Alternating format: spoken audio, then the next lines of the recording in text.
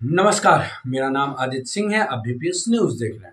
अभी हम लोग काराकाट लोकसभा एग्जिट पोल के बारे में बात करेंगे, जहां से निर्दलीय प्रत्याशी पवन सिंह हैं, जो बीजेपी के सिपाही के रूप में लगातार 4-5 वर्षों से कार्य करते आ रहे थे, लेकिन इस बार निर्दलीय प्रत्याशी के रूप में काराकाट लोकसभा से उम्मीदवार बने हुए हैं और अपोजिशन में उनके आरएलएम से उपेंद्र कुशवाहा जी हैं।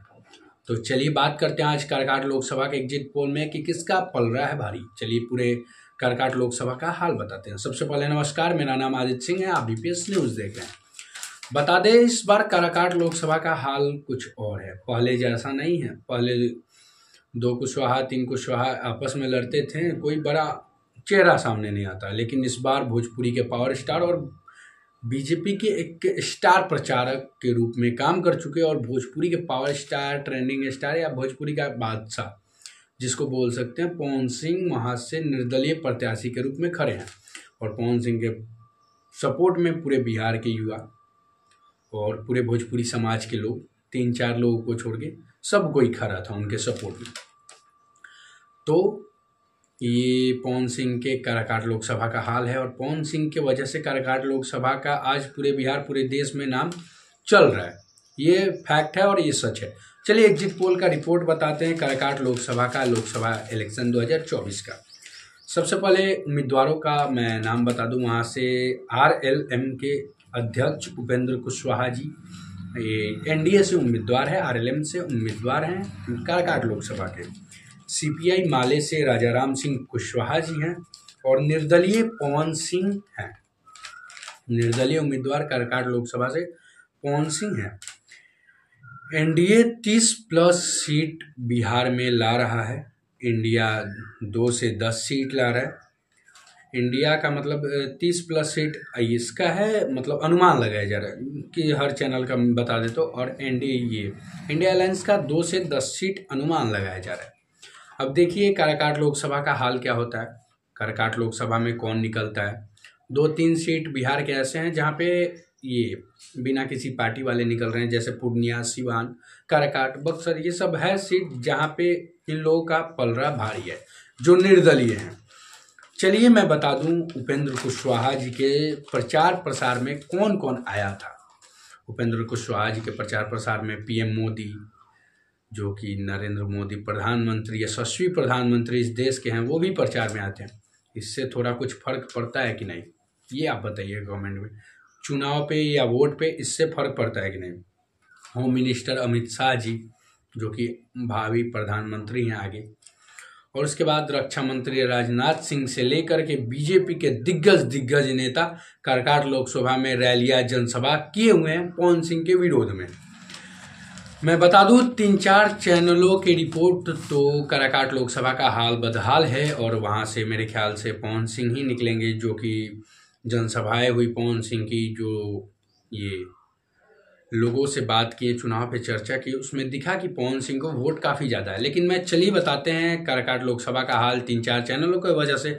और जब एग्जिट पोल का रिपोर्ट आया तो उपेंद्र कुशवाहा की परेशानियां बढ़ने लगी, सरदर्द ज़्यादा हो गया। बता दें कि V9 का रिपोर्ट है, एनडीए का 29 सीट बिहार में, 29 सीट एनडीए का बिहार में, जिसमें से बीजेपी 17 सीट ला रही है, जेडीयू का 60 सीट है, एलजेपी का 4 सीट है। एलजेपी का 4 सीट है और एचएएम यानी हम का 1 सीट है। और आरएलएम का कोई रिपोर्ट नहीं, वो जीतेगा भी कि नहीं इसका कोई रिपोर्ट नहीं। उपेंद्र कुशवाहा के बारे में सफाचट मतलब कुछ बोला ही नहीं गया। न्यूज़ नेशन का रिपोर्ट, एनडीए का 31 सीट है, बीजेपी का 16 सीट है, जेडीयू का 11 सीट है, 11 से 13 सीट है। ये एलजेपी का जो चिराग पासवान वाला है उसका 4 सीट है। आरएलएम के लिए नो रिपोर्ट।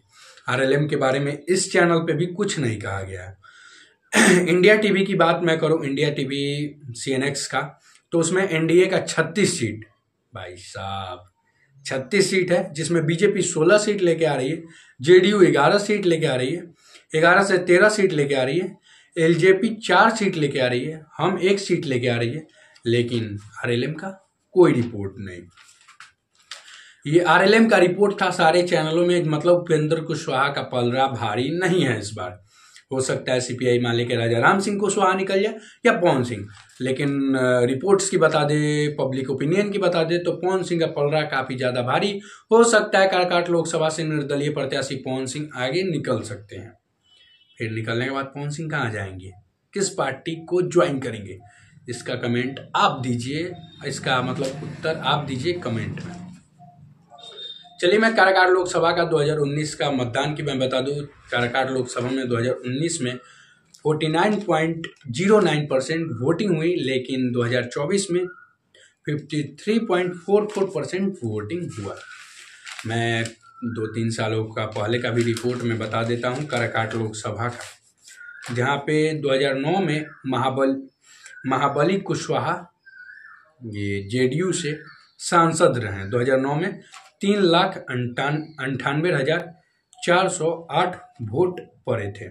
2014 में उपेंद्र कुशवाहा आरएलएसएम से 3,13,886 वोट पड़े थे। और 2019 में फिर से महाबली कुशवाहा जेडीयू से वहां पे सांसद बने। मतलब यहाँ पे लगातार कभी आरजेडी कभी जेडीयू कभी आरजेडी, मतलब कभी जेडीयू कभी आरएलएम कभी जेडीयू कभी आरएलएम का पलड़ा भारी रहा।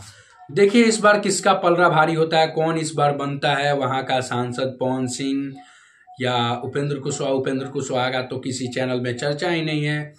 ये राजा राम सिंह कुशवाहा, कौन थे, राजा राम सिंह सीपीआई माले के, उनका भी कहीं पे नाम नहीं है। राजा राम सिंह कुशवाहा का भी कहीं पे नाम नहीं है।